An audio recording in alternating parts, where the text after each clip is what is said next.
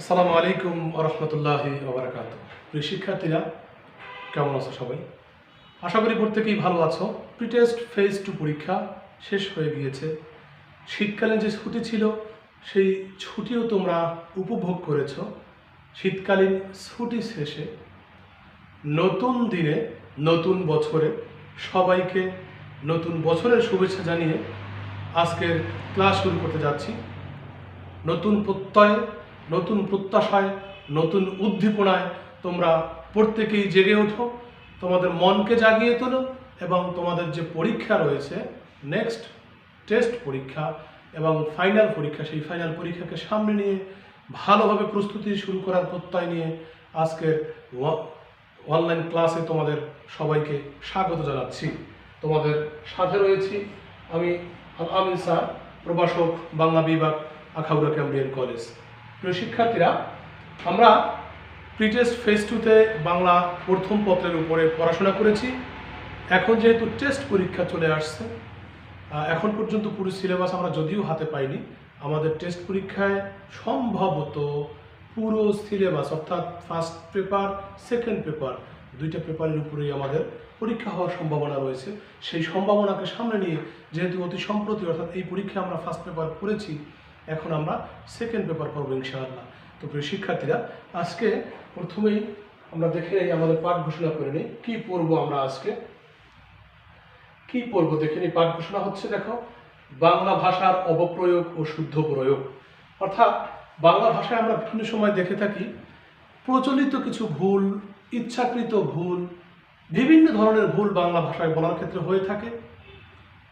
আমরা এই ভুলগুলো যাতে করে পরিহার করতে পারি, বিশেষ করে পরীক্ষার খাতায় যাতে এই ভুলগুলো আমাদের না হয়।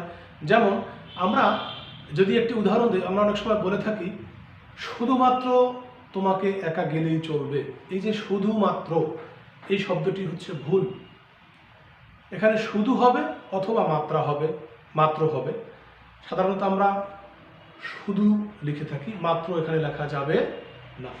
এভাবে একটি শব্দ ভুল হতে পারে, ওই শব্দের কারণে পুরো বাক্যটাও ভুল হতে পারে। তো এরকম শব্দ, এরকম বাক্য যাতে আমাদের ভুল না হয়, সেই ভুল শুধরে নেওয়ার জন্য আজকের এই ক্লাসটি। তো প্রিয় শিক্ষার্থীরা, আমরা কি শিখতে পারবো এখান থেকে? দেখো তো, আমরা আজকের ক্লাস থেকে শিখতে পারবো বাংলা ভাষার শুদ্ধ প্রয়োগ, কি কি কারণে বাংলা ভাষার অপপ্রয়োগ হয় তা ব্যাখ্যা করতে পারবো। অর্থাৎ আজকের ক্লাসটি যদি আমরা করি, বাংলা ভাষার কোন কোন কারণে অপপ্রয়োগগুলো হয়ে থাকে, অশুদ্ধ হয়ে থাকে, কেন হয়ে থাকে সেটা জানতে পারবো। আর সেটা যখন জেনে যাব, আমরা খুব স্বাভাবিকভাবেই আমরা কি করতে পারবো, আমরা আমাদের অপপ্রয়োগগুলো শুদ্ধ করে নিতে পারবো। অর্থাৎ শুদ্ধ বাংলা আমরা লিখতে এবং পড়তে পারবো। তো প্রিয় শিক্ষার্থীরা, কথা না বাড়িয়ে সরাসরি আজকে আমাদের আলোচনা চলে যাচ্ছে। দেখো, প্রথমেই কোন কোন কারণে বাংলা ভাষার অপপ্রয়োগ হয় সেই বিষয়ে যাওয়ার পূর্বে আমি কিন্তু শব্দ দেখে নিচ্ছি। দেখো কি দেয়া আছে এখানে। ইদানিং কালে, জন্ম জয়ন্তী, সস্ত্রীক বা সপরিবার, একত্রিত, সুস্বাস্থ্য, আকণ্ঠ পর্যন্ত কার্যকরী। এখানে যে শব্দগুলো আমরা দেখতে পাচ্ছি প্রত্যেকটা শব্দই ভুল।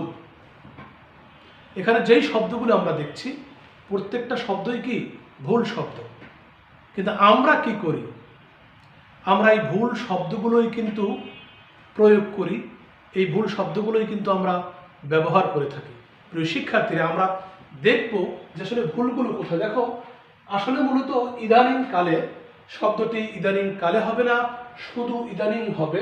অর্থাৎ ইদানিং যদি বলি, আমি যদি বলি আজ, তাহলে দেখো আজ বললেই কিন্তু আজকের সময়টাকে বোঝায়। কাল মানে হচ্ছে সময়, আলাদা করে কাল এই সময়টা তোমাকে উল্লেখ করতে হয় না। আমি যদি বলি আগামী কাল বা আগামী দিন, তাহলে কিন্তু বোঝা যায়, আলাদা করে কাল বলতে হয় না। ইদানিং মানে আজকাল, এটা সবাই আমরা বুঝি। তো এখানে শুধু ইদানিং হবে, এটি শুদ্ধ। জন্ম জয়ন্তী মানে জন্ম জয়ন্তীর অনুষ্ঠান, আসলে এখানে জন্ম শব্দটির প্রয়োজন হয় না। জয়ন্তী মানেই হচ্ছে জন্মদিনের অনুষ্ঠান, আমরা জানি। সো এখানে এই বানানটিও ভুল, শুদ্ধ হচ্ছে জয়ন্তী।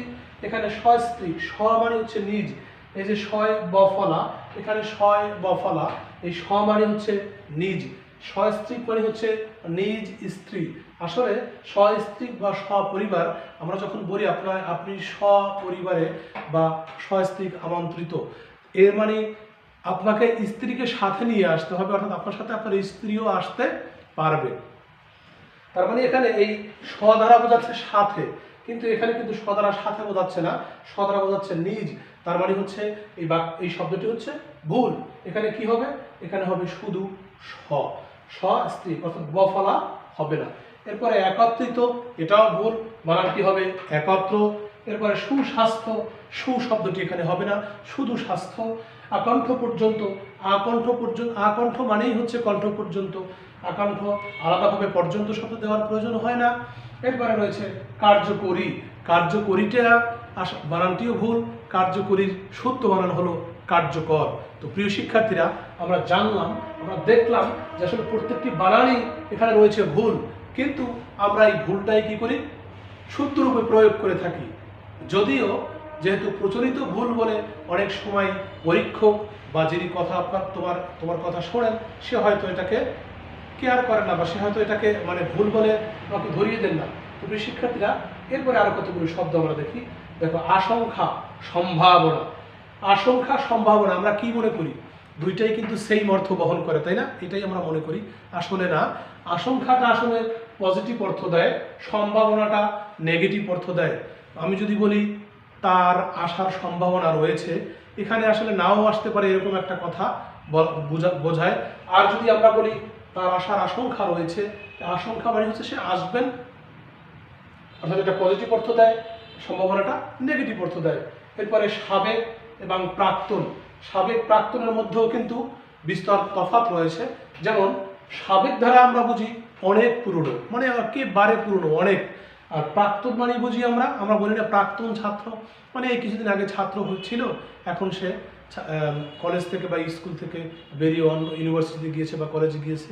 তো প্রাক্তন মানে হচ্ছে এখন পর্যন্ত অতীতটা অনেক দীর্ঘায়িত হয়নি। সাবেক মানে হচ্ছে অনেক পুরনো, অতীত প্রাক্তন মানে হচ্ছে কম পুরনো। এরপর সার্বজনীন আর সর্বজনীন, আমরা দুইটা বানানই বিভিন্ন সময় দেখে থাকি, সার্বজনীন এবং সর্বজনীন। আসলে দুইটা বানানের মধ্যে দুইটা বানানই ঠিক, কিন্তু কিছুটা পার্থক্য রয়েছে।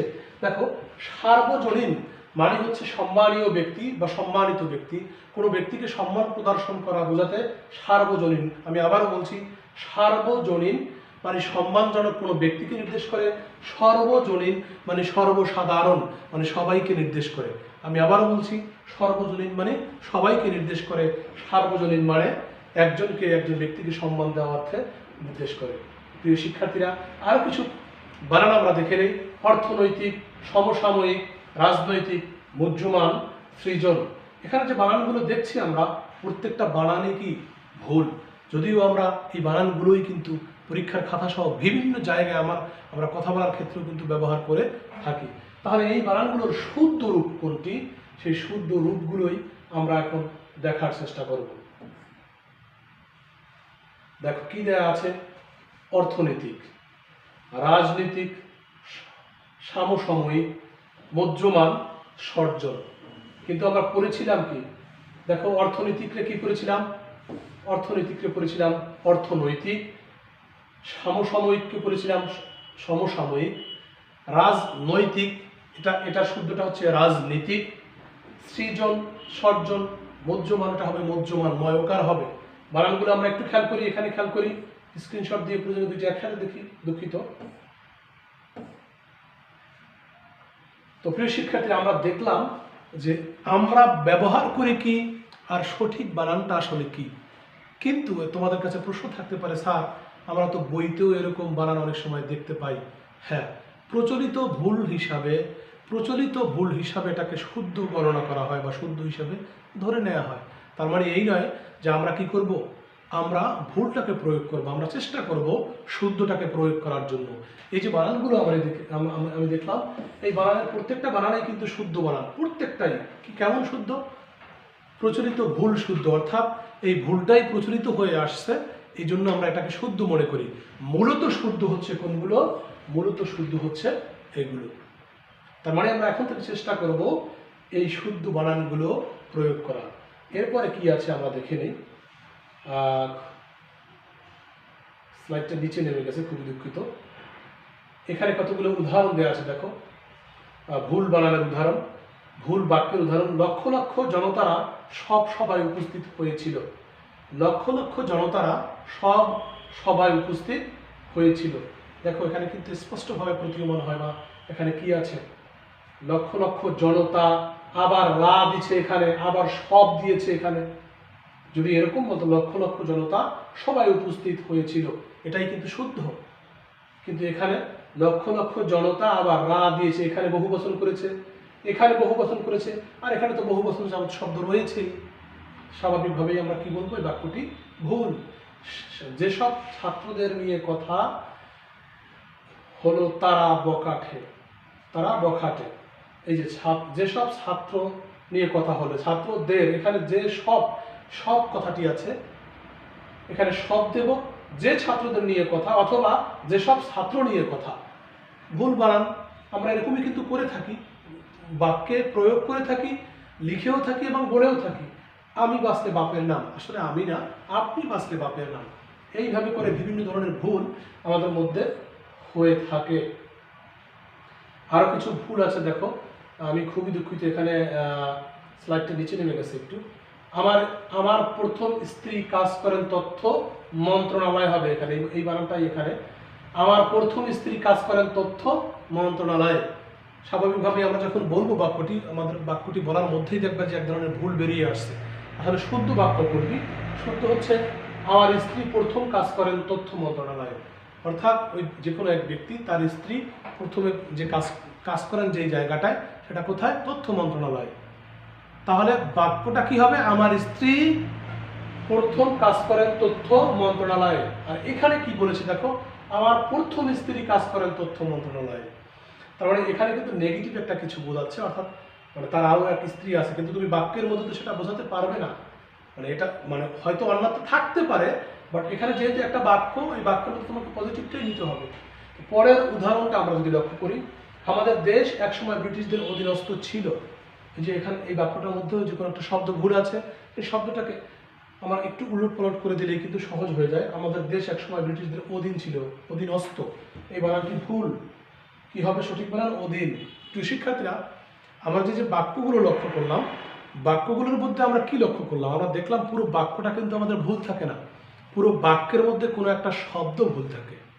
আমাদের যদি বাক্যের মধ্যে কোনো বাক্য দিয়ে দেয়, সেই বাক্যের মধ্যে কি করতে হবে? পুরো বাক্যটাকে সঠিক করতে হবে। হ্যাঁ, পুরো বাক্যটাকেই আমাকে সঠিক করতে হবে, তবে পুরো বাক্যটা সঠিক মানে পুরো বাক্যটাই উল্টি লিখতে হবে এরকম নয়। অর্থাৎ ওই বাক্যের মধ্যে যে কোনো একটা শব্দ থাকবে, সেই শব্দটি আমাকে সঠিক করে লিখতে হবে। এরপরে আমরা দেখি মূল আলোচনা যেটা আমাদের আজকে, কি কি কারণে বাংলা ভাষার অপপ্রয়োগ হতে পারে। আজকের মূল আলোচনা হচ্ছে এটাই, যে কি কি কারণে আমাদের অপপ্রয়োগ হতে পারে। আমরা দেখে নেই কি কি কারণে হয়।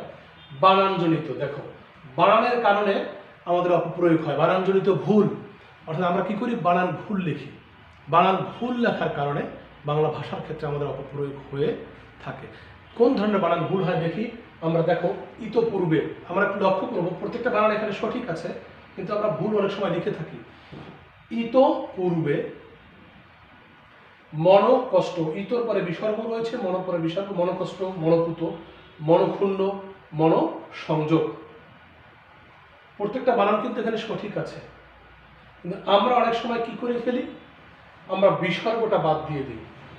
বিসর্গটা যখন আমরা বাদ দিয়ে দিই, তখন আমার বানানটি কি হয়ে যায়? বানানটি অশুদ্ধ হয়ে যায়। তার মানে আমাদেরকে লক্ষ্য রাখতে হবে, ইতপূর্ব, মনকষ্ট, মনপুত, মনসংযোগ, মনক্ষুণ্ণ, প্রত্যেকটা বানানের মধ্যে কি আছে? বিসর্গ রয়েছে। কিন্তু আবার এখানে দেখো ইতোমধ্যে, এই ইতোমধ্যে এখানে কিন্তু বিসর্গ নেই, বানানটাই হচ্ছে এরকম। ইতোমধ্যে যখন আমরা লিখব, তখন যদি আমাদের অনেক সময় কি হয়ে যায়? ইতোমধ্যে লিখতে গিয়ে বিসর্গ হয়ে যায়, আর ইতোপূর্বে লিখতে গিয়ে আমাদের ওকার হয়ে যায়। এই যে ওকার হয়ে যাওয়া বা ওকার না লিখে বিসর্গ বাদ দেওয়া, এটাই আমাদের ভুল হয়। আবার এইখানেও দেখো এই যে বানানগুলো আছে, এর সাথে পাশাপাশি কতগুলো বানান আছে দেখো, মনোজগৎ, মনোগত, মনোবৃত্তি এবং মনোযোগ। প্রত্যেকটা বানান এখানে ঠিক আছে, কিন্তু আমরা অনেক সময় কি করে ফেলি? এটা লিখতে গিয়ে এটা লিখতে ফেলি, এটা লিখতে গিয়ে এটা লিখে ফেলি। তাহলে আমাদের স্পষ্টভাবে লক্ষ্য রাখতে হবে, মনকষ্ট, মনপুত, মনক্ষুণ্ণ, মনসংযোগ। আর এখানে মনোজগৎ, দুঃখিত, মনোগত, মনোজগৎ, মনোবৃত্তি, মনোযোগ। এই বানানগুলো আমাদের লক্ষ্য রাখতে হবে যে কোনটায় ওকার রয়েছে, কোনটায় বিসর্গ রয়েছে, এগুলো আমাদের লক্ষ্য রাখতে হবে। এগুলো যখন আমরা লক্ষ্য রাখতে পারবো তখনই আমাদের বানান অনেক সহজ হয়ে যাবে। কিছু বানান এখানে আরো দেয়া আছে, দেখো, সমীচীন, উদিচি, প্রতিচি, প্রাচীন, প্রাচীচীন। প্রত্যেকটারই দেখো দুইটা ইকার আছে, দুইটা ইকারই কিন্তু দীর্ঘ ইকার। সমীচীন দীর্ঘ ইকার দুইটাই, উদিচি দুইটাই দীর্ঘ ইকার, প্রতিচি দুইটাই দীর্ঘ ইকার, চীন দুইটাই দীর্ঘ ইকার, প্রাচী দুইটি, এখানে একটা আছে চীন, এখানেও একটা আছে ইকার। আমরা একটু লক্ষ্য করে দুইটাই কি রয়েছে, দীর্ঘ ইকার রয়েছে, একটা থাকলে সেটাও দীর্ঘ ইকার রয়েছে। এভাবে তো আমরা মনে রাখতে পারবো না, আমাদেরকে লক্ষ্য রেখে অর্থাৎ খেয়াল করে মনে রাখতে হবে যে সমীচীন দুইটাই দীর্ঘ ইকার। তবে এখানে খেয়াল করে দেখো একটু ব্যতিক্রম রয়েছে, মরিচিকা, এখানে কিন্তু একটাই দীর্ঘ ইকার। আবার রয়েছে দধিচি, এখানে কিন্তু একটাই দীর্ঘ ইকার। এগুলো আমাদেরকে মনে রাখতে হবে। আসলে সবগুলো আসলে প্র্যাকটিসের বিষয়। আমরা যখন বেশি বেশি প্র্যাকটিস করব, বেশি বেশি প্র্যাকটিস করলে দেখবে যে আমাদের কাছে বানানগুলো সহজ হয়ে গিয়েছে। তো আমাদেরকে কী রাখতে হবে, এই বিষয়গুলো আমাদেরকে প্র্যাকটিসে রাখতে হবে এবং বেশি বেশি প্র্যাকটিস করার মাধ্যমে আমাদের এগুলো মনে থাকবে। এরপরে আরও কিছু বানান রয়েছে, দেখো, পিপিলিকা, বিভীষিকা, নিমীলিত, নিশিথিনী, নীরব, নিরীক্ষণ। এই বানানগুলো আমরা যদি একটু লক্ষ্য করি যে তিনটাও অনেক সময় আছে দীর্ঘ ইকার, তিনটা ইকার থাক আর দুইটা ইকার থাক, মাঝখানের ইকার বা প্রথমটা ইকার দিয়ে পরেরটা হ্রস্ব ইকার, পরেরটা দীর্ঘ ইকার। আমরা এভাবে মনে রাখবো, পিপিলিকা তিনটা ইকার আছে, মাঝখানটা দীর্ঘ ইকার হবে। তারপরে বিভীষিকা তিনটা ইকার আছে, মাঝখানটা দীর্ঘ ইকার হবে। নিমীলিত তিনটা ইকার আছে, মাঝখানটা দীর্ঘ ইকার হবে। এভাবে আমরা মনে রাখতে পারি। বানানগুলো খুব কাছাকাছি ছন্দ আকারে, পিপিলিকা, বিভীষিকা, নিমীলিত, নিশিথিনী, নিরীক্ষণ। এগুলো যদি আমরা একটু বারবার চর্চা করি, বারবার চর্চা করার মাধ্যমে দেখবে যে আমাদের কাছে বিষয়টি খুবই সহজ হয়ে যাবে। আবার এইখানে দেখো একটু ব্যতিক্রম রয়েছে, সম্মিলিত, দুইটা ইকার আছে, একটাও কিন্তু দীর্ঘ ইকার নয়, দুইটাই হ্রস্ব ইকার। আবার বাল্মীকি, এখানে দেখো দুইটা ইকার আছে কিন্তু প্রথমটা কি আছে, দীর্ঘ ইকার আছে। আবার গরীয়সী, দুইটা ইকার আছে, দুইটাই কিন্তু দীর্ঘ ইকার আছে। শারীরিক, এখানে দুইটা ইকার আছে, একটা দীর্ঘ ইকার আছে। মরিচিকা, একটা দীর্ঘ ইকার, একটা হ্রস্ব ইকার। মহিষী, দুইটা একটা দীর্ঘ ইকার, একটা হ্রস্ব ইকার, তবে সেটা শেষে রয়েছে। মনীষী, দুইটাই দীর্ঘ ইকার। কি বুঝলাম আমরা এখান থেকে, কি বোঝা গেল আমাদের? এটাই বুঝলাম যে প্র্যাকটিসের কোনো বিকল্প নেই। যত বেশি আমরা প্র্যাকটিস করব, যত বেশি বেশি আমরা চর্চা করব, তত বেশি আমাদের কাছে এই বিষয়টি সহজ হয়ে যাবে। এখন প্র্যাকটিস আমি কিভাবে করব? তোমাদের প্রত্যেকের কাছে বই দেওয়া আছে, বইয়ের ভিতরে বোর্ড কোশ্চেনগুলো যে রয়েছে, সেই বোর্ড কোশ্চেনগুলো সলভ করতে হবে। বোর্ড কোশ্চেন যত বেশি সলভ করবে, দেখবে তোমার কাছে বিষয়টা আরও বেশি সহজ হয়ে গিয়েছে। তো প্রিয় শিক্ষার্থীরা, এরপরে আমরা আরও কিছু বিষয় দেখি। দেখো,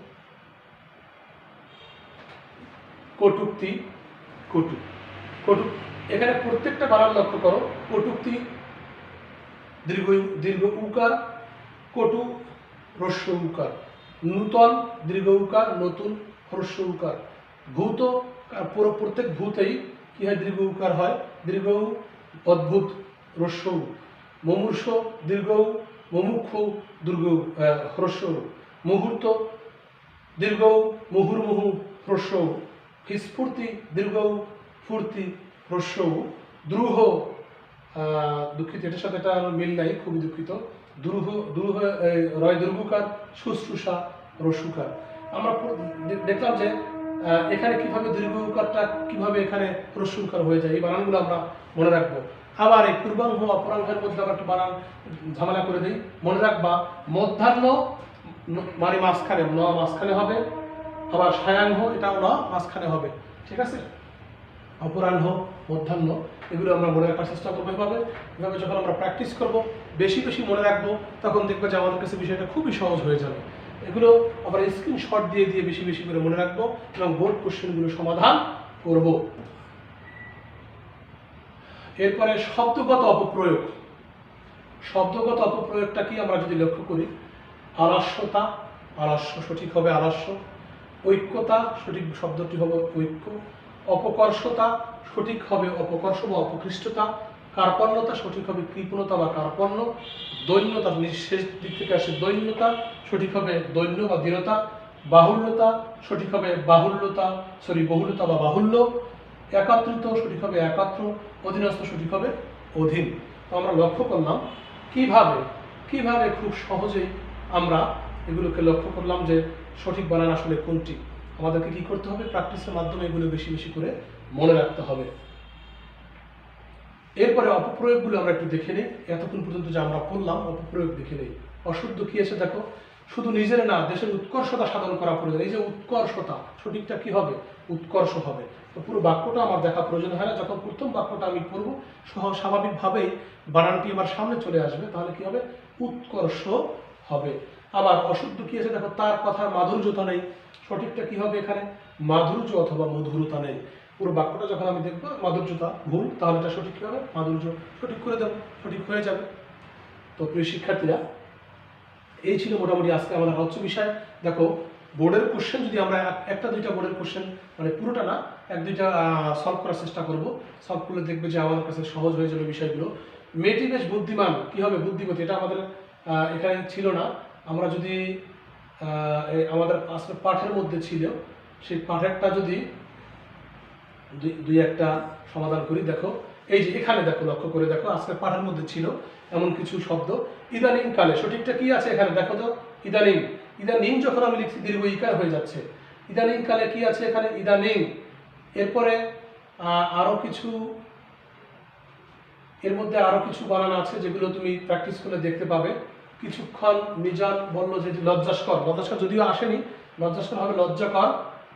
হ্যাঁ, তো এভাবে আমরা দেখব যে আমাদের যখন পরীক্ষা চলে আসবে, পরীক্ষার ভিতরে আমরা দেখব যে আমরা যেগুলো প্র্যাকটিস করাবো সেই বিষয়গুলোই কিন্তু আমাদের পরীক্ষায় বারবার আসবে। এই জন্য আমাদেরকে কী করতে হবে? পরীক্ষায় বোর্ডে যেগুলো আসছে সেই বোর্ডে আসা প্রশ্নগুলো আমাদের বারবার প্র্যাকটিস করতে হবে। তো আমরা একটু মূল্যায়ন করি। আমরা কি শিখলাম? চলে আসছে দুইটাই একসাথে, খুবই দুঃখিত। মূল্যায়নটা চলে আসছে। আমি এটা দিতে চেয়েছিলাম, কিন্তু আমার স্লাইডটি শো হয়নি ভালোভাবে। সমীচীন, দধিচি, প্রতিচি, তোমরা তো দেখেই নিলে বানানটা আসলে সঠিকটা কি হবে। তো আশা করি তোমরা পারতে। যদি চলে এসছে, না চলে আসলেও তোমরা পারতে, এটাই প্রত্যাশা করি। তো বাড়ির কাজ কি আমাদের? ওই শিক্ষার্থীর বাড়িতে বসে আমরা কি করব? 2006 থেকে এখানে 11 দিয়েছি, এটা 11 না, 2006 থেকে 10 পর্যন্ত, 2006 সাল থেকে 2010 সাল পর্যন্ত বোর্ডে আসা যে সমস্ত অপপ্রয়োগ রয়েছে সেই অপপ্রয়োগগুলো তোমরা বাসায় বসে প্র্যাকটিস করবে। বুঝতে পেরেছি? এবং প্র্যাকটিস যে করেছো তার এটা কিন্তু পরীক্ষার সময় আমরা বুঝতে পারবো। যাই হোক, 2006 থেকে 2010 সাল পর্যন্ত বোর্ডে আসা যে অপপ্রয়োগ রয়েছে সেই অপপ্রয়োগগুলো আমরা কী করবো? বাসায় বসে প্র্যাকটিস করবো ইনশাআল্লাহ। প্রিয় শিক্ষার্থীরা, সবাইকে অসংখ্য অসংখ্য ধন্যবাদ জানিয়ে আজকের ক্লাস থেকে বিদায় নিচ্ছি। আল্লাহ হাফেজ। আসসালামু আলাইকুম ওয়া রাহমাতুল্লাহি ওয়া বারাকাতুহু।